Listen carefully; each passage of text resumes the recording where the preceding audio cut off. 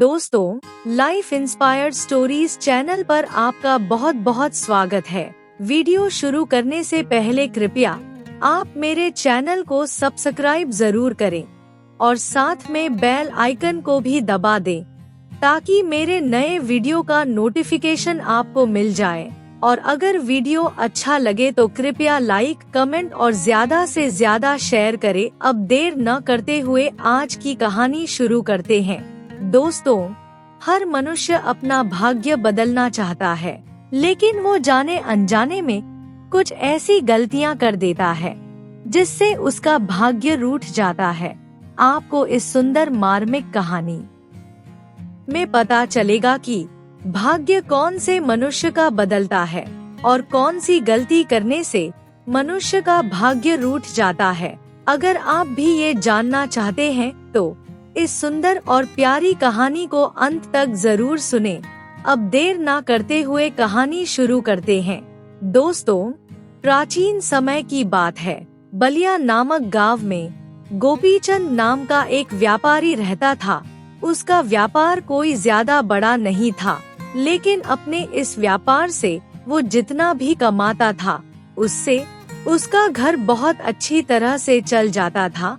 गोपीचंद की पत्नी का नाम शांति देवी और बेटी का नाम सौम्या था। उनका छोटा सा परिवार हंसी खुशी अपनी जिंदगी गुजार रहा था। गोपीचंद वैसे तो बहुत कम बोलता था, लेकिन बहुत गुस्से वाला और जिद्दी था। जब उसकी पत्नी दूसरी बार गर्भवती हुई तो गोपीचंद को बहुत गुस्सा आया।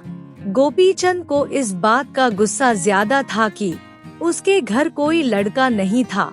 इसके लिए वो शांति को ही दोषी मानता था और इसी कारण से वो अपनी बेटी सौम्या का भी ख्याल नहीं रखता था और ना उससे प्यार करता था।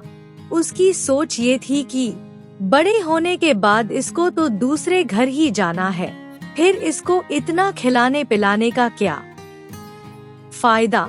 लेकिन शांति अपनी बेटी का बहुत ध्यान रखती थी और उसकी हर जरूरत का ख्याल रखती थी। ये देखकर गोपीचंद को और ज्यादा गुस्सा आता था और वो शांति के साथ भी बहुत बुरा व्यवहार करता था और कभी कभी तो गुस्से में उसके साथ मारपीट भी करता था।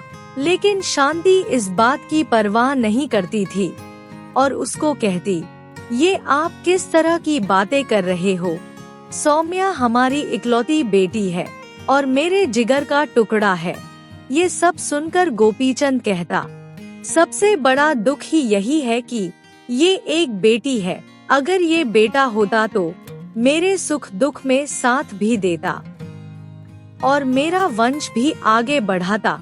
लेकिन तुम जैसी बीवी के रहते क्या मुझे बेटा नसीब हो सकता है? ये सुनकर शांति को गुस्सा आ गया और वो बोली, आप किस तरह की फालतू बातें कर रहे हैं? लड़कियां तो माता लक्ष्मी का रूप होती है और आखिर आप सौम्या के पिता है, फिर भी आप इस तरह की फालतू बातें कर रहे हो। शांति की बात सुनकर गोपीचंद ने कहा, पिता हूँ इसलिए तो ऐसी बातें कर रहा हूँ। और मेरी एक बात सुन लो, अगर इस बार भी बेटी हुई तो मैं तुम्हें घर से निकाल दूंगा और साथ साथ उस लड़की का गला भी घोट दूंगा। मेरी इस बात को याद रखना।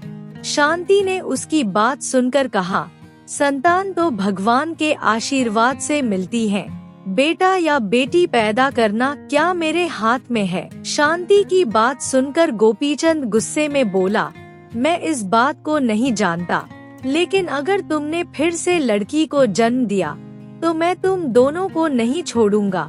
ये कहकर गोपीचंद उठकर गुस्से में बाहर चला गया। उसको इस तरह जाते हुए देखकर शांति रोने लगी। शांति की बेटी सौम्या अभी बहुत छोटी थी, लेकिन बहुत समझदार थी। उसने अपनी माँ को चुप कराया। इस तरह काफी दिन बीत गए। शांति की डिलीवरी का समय नजदीक आ गया। एक दिन उसने गोपीचंद को कहा, मैं आज जा रही हूँ। गोपीचंद ने उसकी बात सुनकर पूछा, तुम इतनी सुबह सुबह कहाँ जा रही हो? तब शांति ने कहा, मैंने आपको बताया था कि माँ ने भाई को भेजा है मुझे अपने साथ ले जाने के लिए।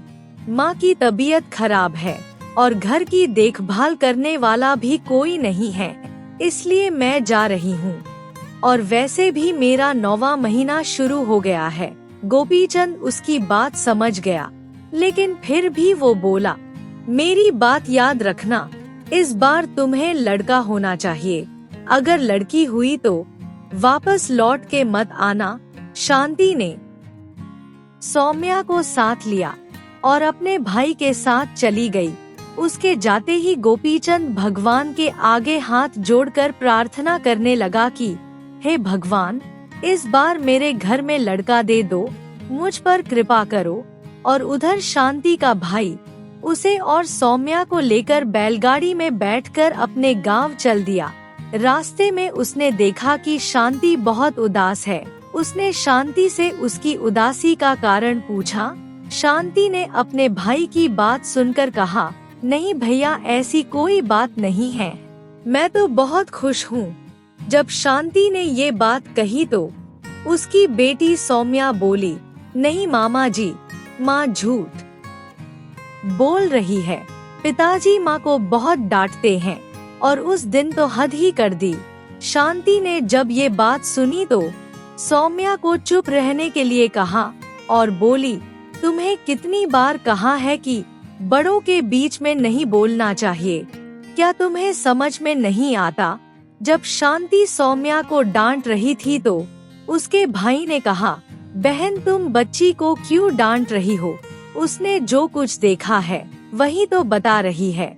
और वैसे भी बच्चों का मन साफ होता है और वो भगवान का रूप होते हैं, वो कभी झूठ नहीं बोलते। फिर उसने शांति से कहा, बहन जो भी बात है मुझे बताओ। शांति ने उसको बहुत टालने की कोशिश की और कहा कि वो बहुत खुश है, लेकिन वो बात जानने की जिद करके बैठ गया और बोला, तुम मेरी छोटी बहन हो, मैंने तुम्हें अपनी गोद में खिलाया है, तुम्हारा चेहरा देखकर ही मैं बता सकता हूँ कि तू उदास है या खुश है। तुम डरो मत, जो भी बात है मुझे बताओ, मैं इसके बारे में माँ को नहीं बताऊंगा।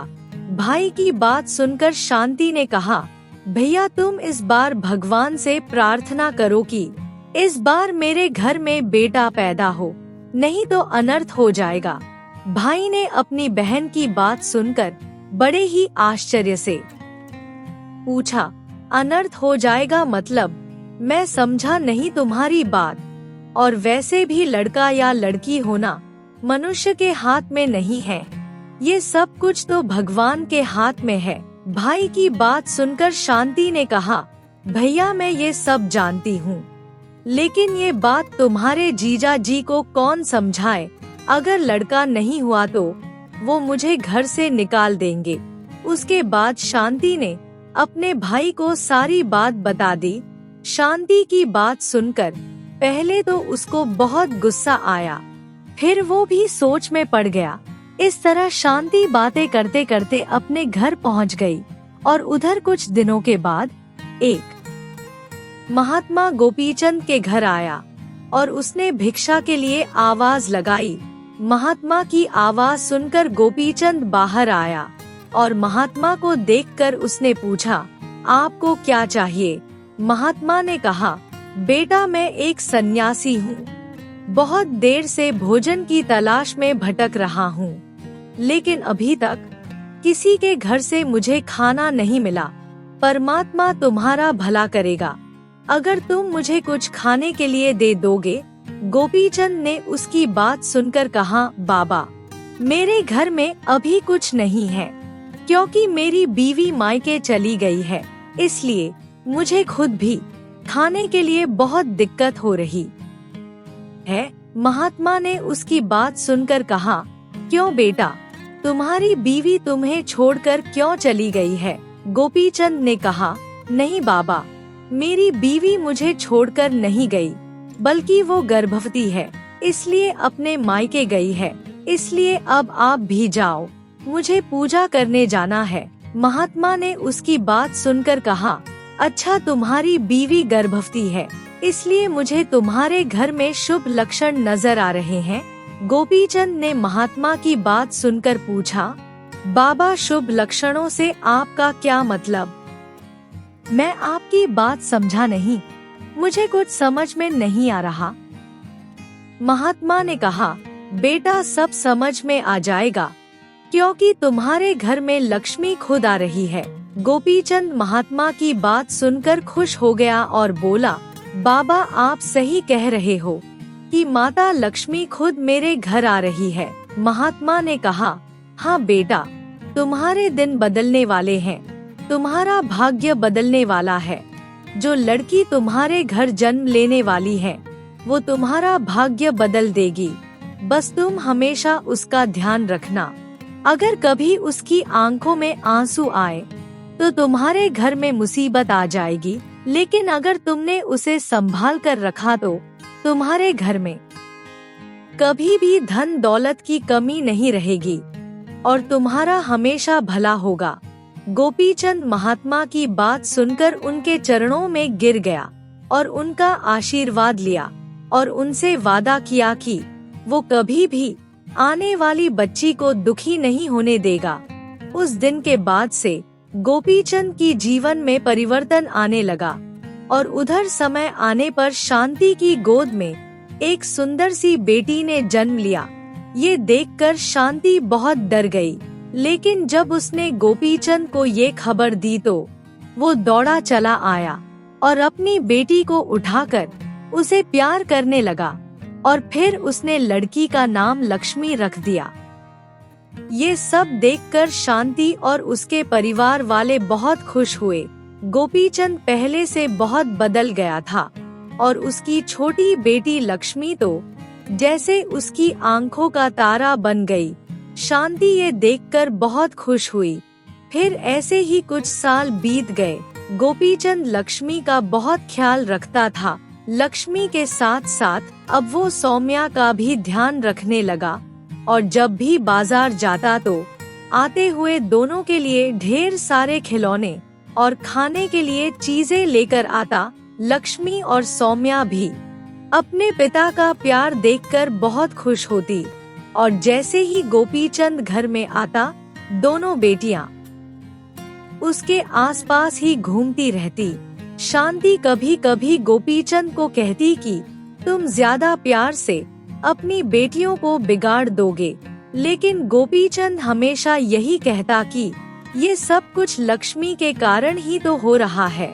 अगर उसके लिए नहीं लाऊंगा तो फिर किसके लिए लाऊंगा?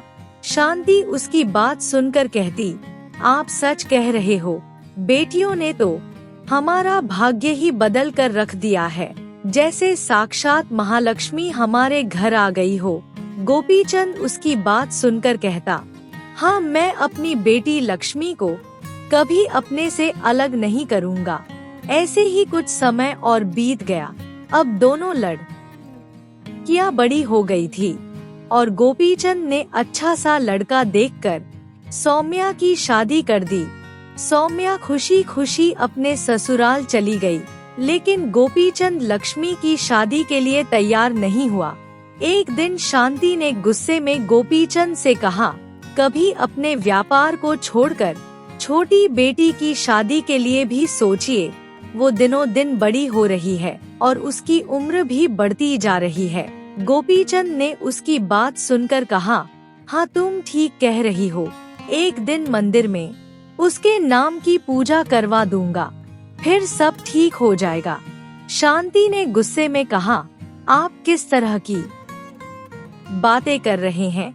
मैं आपको क्या बोल रही हूँ और आप कुछ और ही कह रहे हो।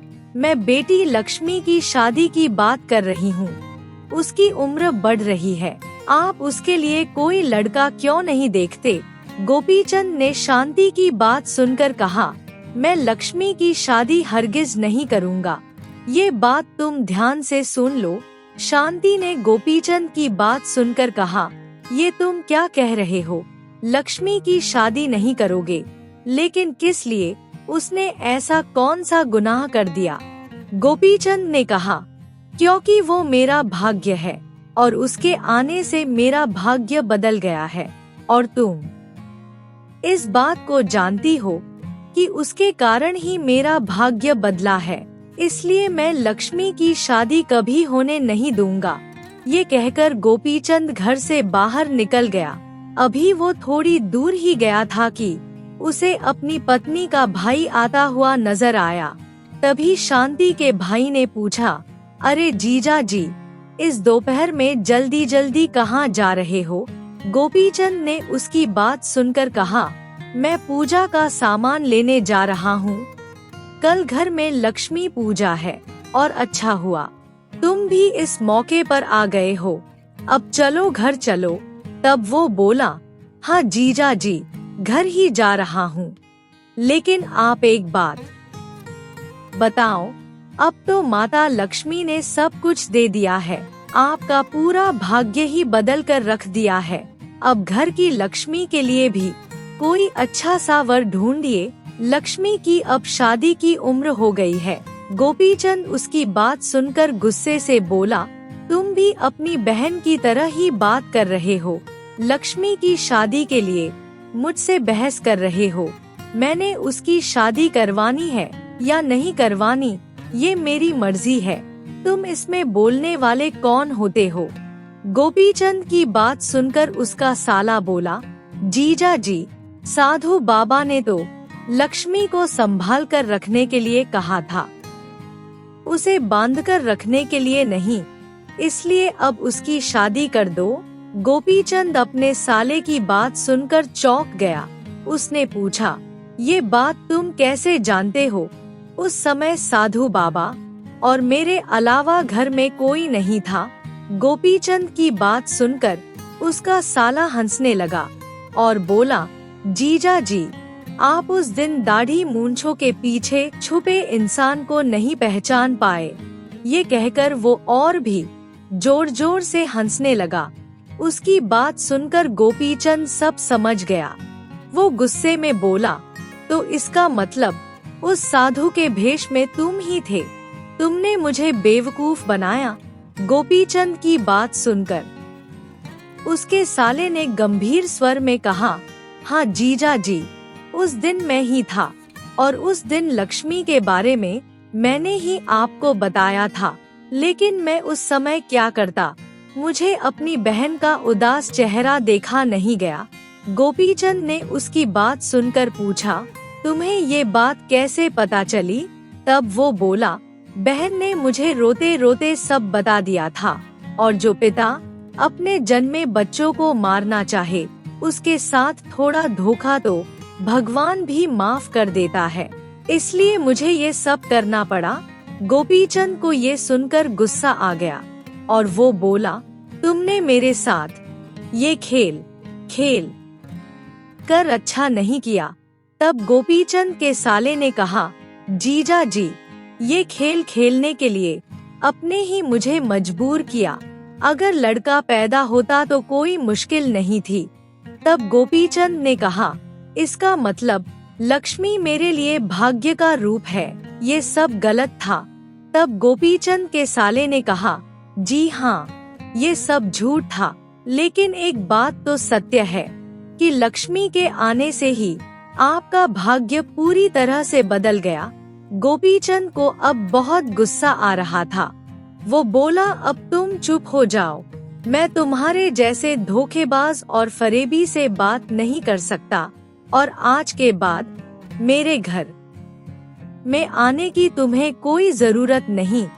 ये कहकर गोपीचंद घर वापस आ गया, और घर वापस आते ही गोपीचंद ने लक्ष्मी और शांति पर चिल्लाना शुरू कर दिया और उनको बहुत खरी खोटी सुनाई। ये सब सुनकर लक्ष्मी बहुत दुखी हुई और वो रोने लगी और बोली, पिताजी, आपको क्या हुआ है? आपने कभी मेरी आंखों में आंसू की एक बूंद नहीं आने दी, और आज आप इतना बुरा भला कह रहे हो। गोपीचंद गुस्से में बोला, हाँ सुन रहा हूँ, तुम मेरे लिए सिर्फ एक झूठ की मूरत हो, तुझे सहन कर रहा हूँ। यही मेरी जिंदगी की सबसे बड़ी भूल है।